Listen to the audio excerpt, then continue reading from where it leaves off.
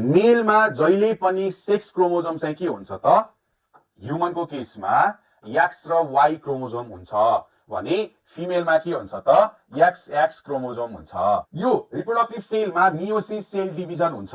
यही sale division त हामीले पढिसक्यौं नि, माइटोसिस र मियोसिस सेल डिभिजन। माइटोसिसमा चाहिँ के हुन्छ त जति नम्बर अफ क्रोमोजोम प्यारेन्ट सेलमा थियो डटर सेलमा पनि त्यति नै हुन्छ। तर मियोसिस भयो भने चाहिँ के हुन्छ त क्रोमोजोम हाफ हुन्छ, त्यही भएर रिडक्सनल सेल डिभिजन भनिन्छ भनेर पढेको छौं। अब हेर्नुस् त यहाँ चाहिँ मियोसिस सेल डिभिजन भयो भने के भन्छ त एउटा एक्स क्रोमोजोम फर्मेसन हुन्छ, अर्को वाई क्रोमोजोम फर्मेसन हुन्छ।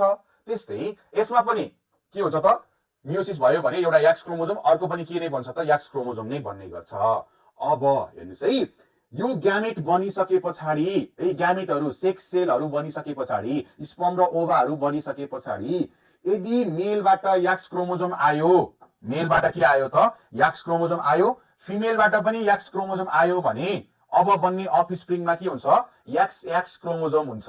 एक्स एक्स क्रोमोजोम भनेको के हो फिमेल हो है, अर्थात अब बन्ने सन्तान पनि के हुन्छ त फिमेल नै बन्ने गर्छ है। त्यस्तै फेरि मेलबाट एक्स क्रोमोजोम आयो र फिमेलबाट पनि अर्को एक्स क्रोमोजोम आयो भने त्यति बेला पनि के हुन्छ त फिमेल नै बन्ने गर्छ।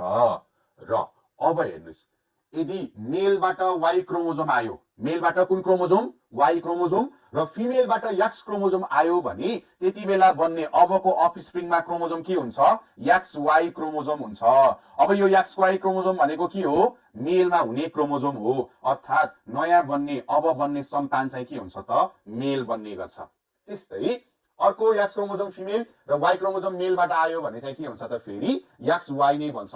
एक्स वाई भनेको मेल, अर्थात हेर्नुस् त डटर र सन बन्ने चान्स चाहिँ कति हुँदो रहेछ त 50-50% चाहिँ हुँदो रहेछ।